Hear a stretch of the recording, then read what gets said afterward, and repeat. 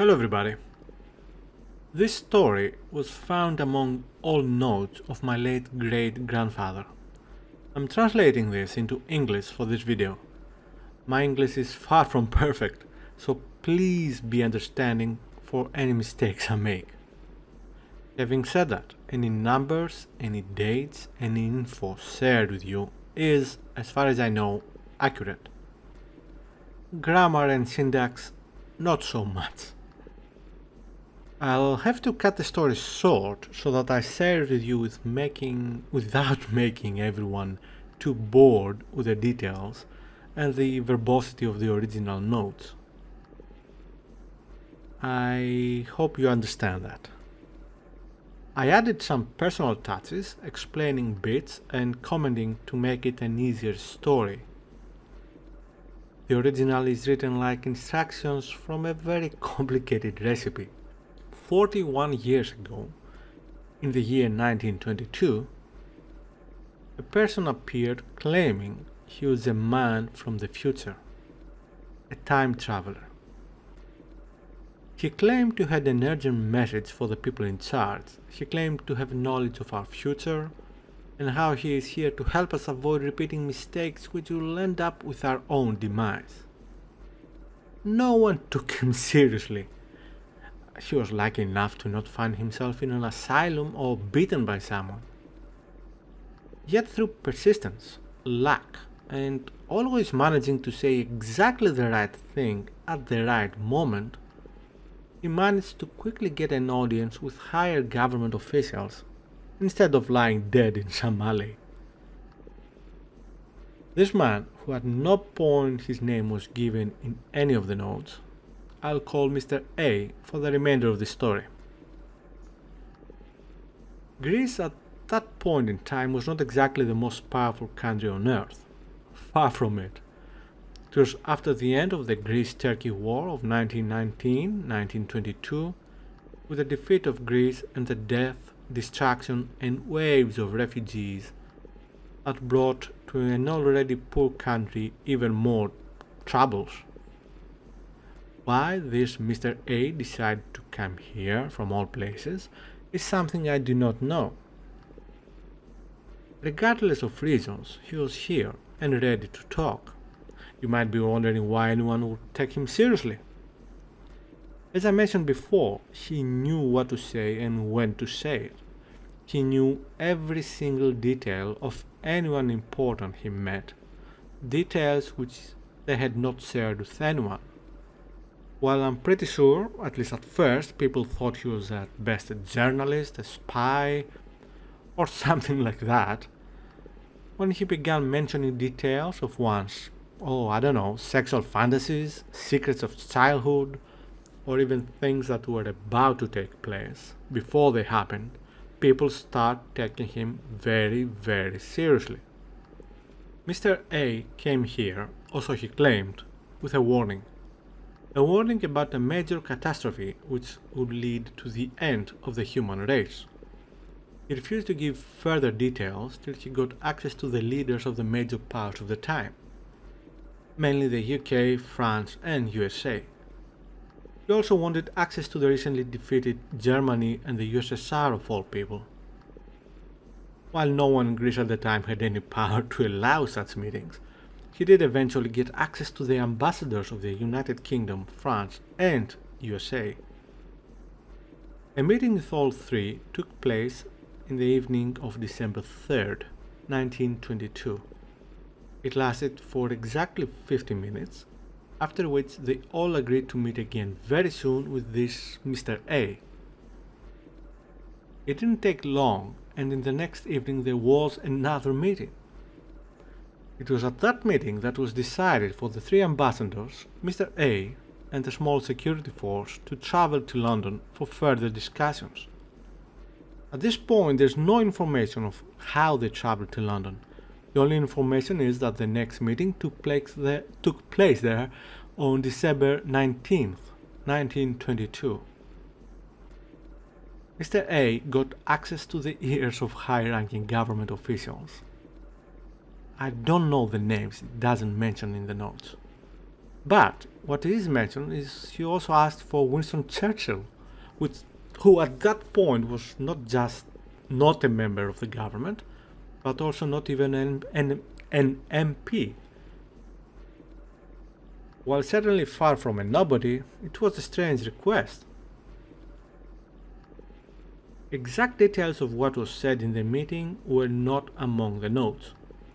What was, though, was the decision that was made in that same day. A decision which won't make much sense till years later.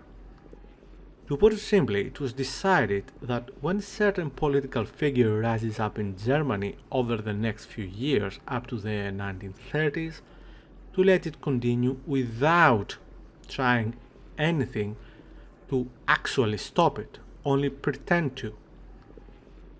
Not only that, but there was going to be extreme pressure on the political establishment of Germany without giving them the details to follow a certain path. Hiding the truth, but giving enough info, false info where necessary, to make sure there is a major political change in Germany to the point that there is eventually an extremely hostile government in charge.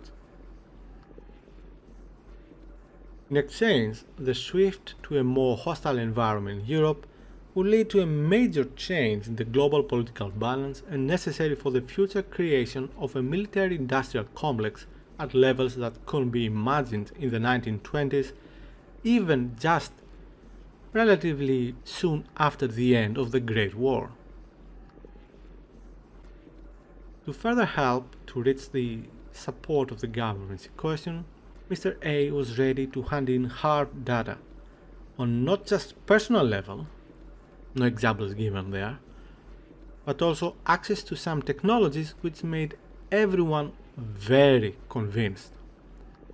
What or how, it is not mentioned. He was not carrying anything before the meeting started, yet apparently he did show them further proof and examples. Now you might be wondering about what I mentioned earlier. How is it possible that basically helping to start the Second World War have anything to do with avoiding the end of humanity? Here's the meat of the story. Some bits of this were missing from the notes, erased, and I'm pretty sure a page was just removed. But all the info I give here were on the notes. While Mr. A was quite forthcoming to all kinds of information for what can, could, should happen in the future, he avoided explaining what would actually happen, meaning the actual war and its destruction. The story was that the potential major war was going to be seen as was going to be used as a cover-up for the extreme militarization of society, the reinforcement of armed forces across the globe, the advancement in technologies, and in the end, the preparation for what was going to be the real threat he was there to protect us from. When I read this in the original notes, I almost laughed. There's no way they would believe this man to be true, no matter what proof he gave them. I mean, how's it even possible? Okay, now, are you ready for this? You all know of either the board games of the Warhammer universe or the stories of H.P. Lovecraft. The threat was the following. There was going to be a global event where gates from another place, not mentioned in the notes if we are talking about the other dimensions or other planets or, I don't know, even the underworld, but gates. And from these gates, huge armies of most horrific creatures would appear with their only goal to exterminate every bit of humanity on the planet. They would not only kill almost every human on the planet, but destroy every little piece of evidence of humans ever existed. Any technology, any buildings that exist, everything human made, any evidence there was once the human race here. Poof, gone. As for when exactly this threat will appear, the exact date and time was mentioned. The date given was July 20th, 1946. 1 year later, there would be almost nothing left of humanity. Now, if you think about it, it doesn't make much sense. I mean, if nothing else from all the absurd things mentioned so far, there's at least one major detail which feels just wrong. If this person was indeed a time traveler, and that's a big if that thing is even possible, how did he come from 1946, when technology was certainly not at the time travel levels to say the least? Humans hadn't even developed the microchip at the time, and unless he used a very comfortable sofa-looking time machine with big levers on it, there's no way he or anyone else would create an actual time machine in 1946. And you will be right. And trust me, if you and I can think about it, so could humans in 1922. According to Mr. A, he was not exactly a regular human. Oh yes, externally he was as much human as you and I, but inside he was a machine. One of the proofs he gave, was himself. I don't know what exactly or how he presented that proof, but he did, and he was convincing. The bit that to us who already know what happened in the 1940s and later, and know that even today, in 1922, it is not possible to create such a creature, doesn't stick together. To them, it made enough sense to go with it. Plus, I don't know, whatever other proof he gave at the time.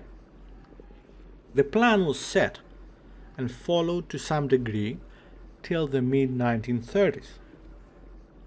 Mr. A went out of the picture and for years he was nowhere to be found. At that point it was clear that things were getting out of hand, but everyone decided to stick with the plan as the risk was just too high. He was that convincing. As we now know, there was no such alien, monster, otherworldly invasion in 1946 or 1947. We did have a very human-like Second World War, with all the destruction and death that it brought, and the near extinction from a potential nuclear war between the superpowers after that. The notes continue some personal thoughts of my great-grandfather about the whole thing. Nothing more is explained, nothing more is given there. Unless of course there are more notes which no longer exist, as I don't have them. And I'm pretty sure I have them all. He is long dead, died in 1965, well before I was born, so obviously I cannot ask him anything about it either.